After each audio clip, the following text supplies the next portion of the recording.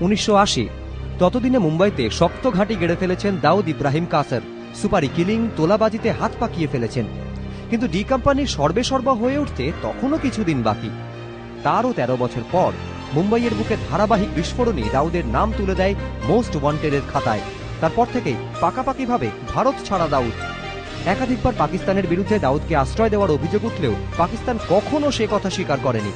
এই অভিযোগও অবশ্য উঠেছে মন্ত্রী ও শীর্ষ আমলাদের অনেকেই দাউদের সঙ্গে হাত মিলিয়েছেন। এবার দাউদের কণ্ঠস্বর প্রকাশ্যে আসার সঙ্গেই জোরালো হলো সেই অনুমান। কেন শুনুন, এক মন্ত্রী সম্পর্কে টেলিফোনে কোন তাচ্ছিল্যের সঙ্গে কথা বলছেন ডি কোম্পানির প্রধান। सर वो क्या अपने मिनिस्टर साहब से पूछ लीजिएगा। मिनिस्टर साहब के मुंह लगेगा। अच्छा, मुंह लगने जैसा नहीं है। मुंह लगने जैसा नहीं है, वैसे मैं तेरी बात करा देता हूँ आपको। हाँ करा दीजिएगा, देख लेता हूँ, पंगा लेने में हर्ज क्या है। ठीक है, रात के बाद। এই কথোপকথন প্রকাশ্যে আসার পরই রাজনৈতিক মহলে শোরগোল পড়ে গিয়েছে। কে সেই মন্ত্রী যার নাম ঘুরিয়ে ফিরিয়ে আসছে দাউদ ইব্রাহিমের কথায়? এমনকি দাউদ যেভাবে কথা বলিয়ে দেওয়ার আশ্বাস দিয়েছেন তাতে বোঝাই যায় সেই মন্ত্রীর সঙ্গে তার যোগাযোগ কতটা ঘনিষ্ঠ। কিন্তু কে তিনি? এখন সেই প্রশ্নই ঝড় তুলেছে রাজনৈতিক মহলে। ABP Ananda. March 2013, Lodhi colony, Delhi. Special সেলের দপ্তর। পুলিশ কর্তারা তখন ব্যস্ত কয়েকটি টেলিফোন নম্বর ট্র্যাক করতে। হঠাৎই পুলিশ কর্তাদের ইন্দ্রিয় সজাগ করে দিল একটি কণ্ঠস্বর।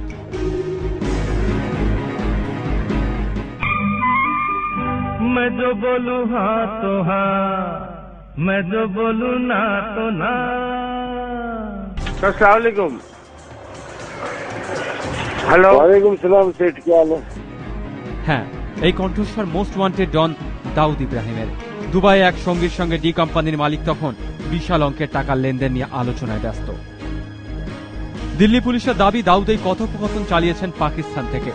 সাধারণত দুদেশের মধ্যে কথোপকথন কোনো তৃতীয় দেশে বসে শুনতে পাওয়া যায় না। কিন্তু এরপর ইন্টারন্যাশনাল টেলিকম ইউনিয়নের সঙ্গে কথা বলে দিল্লি পুলিশ জানতে পারে টেলিফোন সংযোগে একটি প্রযুক্তিগত ত্রুটি বা ট্রাফিক জ্যামের কারণে এই কথোপকথন দিল্লি থেকে শোনা গিয়েছিল। কিন্তু পুলিশের কাছে এতদিন দাউদের কণ্ঠস্বরের কোনো রেকর্ড ছিল না। ফলে ফরেন্সিক ল্যাবরেটরিতে পাঠিয়ে এই কণ্ঠস্বর শনাক্তকরণের কোনো সম্ভাবনাই ছিল না। এরপরই পুলিশ গোপন সূত্র কাজে লাগিয়ে খোঁজ লাগায় এমন কোন ব্যক্তির যিনি কখনো সরাসরি দাউদের সঙ্গে কথা বলেছেন। পুলিশের দাবি শেষমেশ এমন এক ব্যক্তির সন্ধানও মেলে যিনি দীর্ঘদিন দাউদের সঙ্গে কাজ করেছেন। তাকে শোনানো হয় এই পুরো কথোপকথন। তিনি নিশ্চিত করেন এই কণ্ঠস্বর দাউদেরই, যদিও নিরাপত্তার খাতিরে তার পরিচয় প্রকাশ করেনি পুলিশ। अस्सलाम वालेकुम। हेलो। वालेकुम सलाम सेठ, क्या हाल है?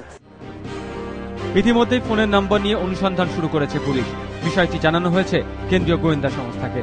গোয়েন্দা সংস্থাগুলি যে রিপোর্ট দিয়েছে তাতে জানা গিয়েছে এই নম্বরটি ব্যবহার করেন দাউদ এবং ছোটা শাকিল। এবিপি আনন্দ।